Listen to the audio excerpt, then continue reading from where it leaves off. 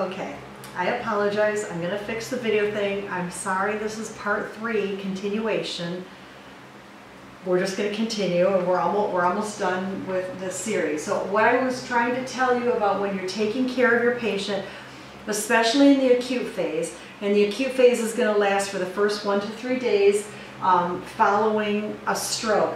You're going to do all those other things that we talked about in the last chapter, where you're trying to keep the intracranial pressure low. You're going to put them on medications that are going to prevent seizures. You're going to prevent them from shivering. You really want to prevent them from doing anything that's going to increase that intracranial pressure, like vomiting, straining to have a bowel movement. You're going to need to keep them on stool softeners, laxatives, so they don't have to strain. You're going to want to give them antiemetics. When that intracranial pressure gets higher, they're going to start wanting to throw up, and that's going to increase that pressure. And in both hemorrhagic and thromboembolic strokes, you got to keep that pressure down, because the brain will immediately work to try to fix the problem, and that's going to create inflammation both around ischemia and if there is blood and inflammation around there. You want to keep the rooms quiet. You want to keep the head of the bed up. The neck needs to be in alignment, so you're preventing arterial blockage in the neck.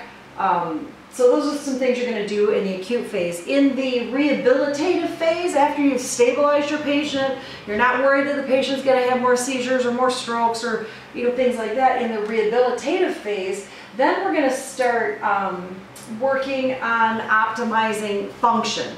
So once you know that they're out of the woods and they're moving into the intermediate and then rehabilitative phase, the intermediate phase is once your patient is stabilized. They can be moved out of the ICU. We're not worried about increased intracranial pressure. That's been stabilized. Their vitals are stabilized. Now we are going to work with physical therapy, occupational therapy. You're really trying to prevent joint contractions. You want to maintain mobility, especially if you've got some of those motor deficits. You may have to use speech therapy to retrain language patterns. Occupational therapy, like this is not uncommon.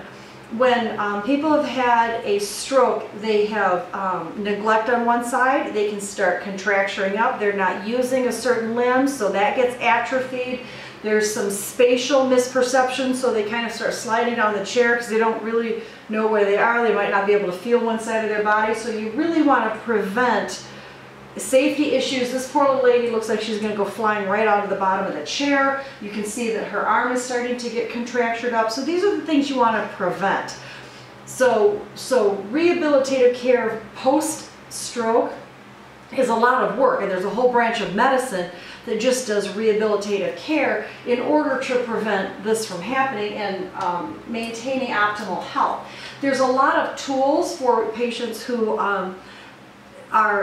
they like neglect one side, things like this. If they can't see that side and they're pushing food off their plates, cups that are a lot easier to hold, forks and knives that are easier to use than a fully functioning person. This is a disorder that is not super uncommon. It's called homonymous hemianopsia. Hemi meaning half, opsia is vision, and what happens in these patients is they just see half of their plate, so they'll completely neglect one side of their plate. So as a nurse, and this is true with anything, if they got wheelchairs or anything, you want to position that in their line of vision that they can see. So assess that. This is problematic a lot of times in the hospital because other people will bring in the trays, like the people working in nutrition and in the kitchen will bring in trays, they'll just set it down. Well, the patient may have no idea that it's even there, and if you don't come in and help them, they could completely neglect it, and then nutrition becomes a problem because nobody's helping them. So be careful that you're putting these things in the line of vision, especially if somebody has been visually impaired. And also if they have like left-sided hemiplegia, you're going to want to put the wheelchair on the right side so when they stand up they can use that good leg, kind of like what I was talking about with the orthopedic stuff. You want to capitalize on what they're actually good at and their strengths, rather than putting things on their weak side. It could be because they're a fall risk and things like that. So there's a lot. So much with stroke. We'll talk more about it in class. And then if you have any questions, let me know, but that's it. And again, I apologize for my lame audio-visual equipment. So, okay, see you next time.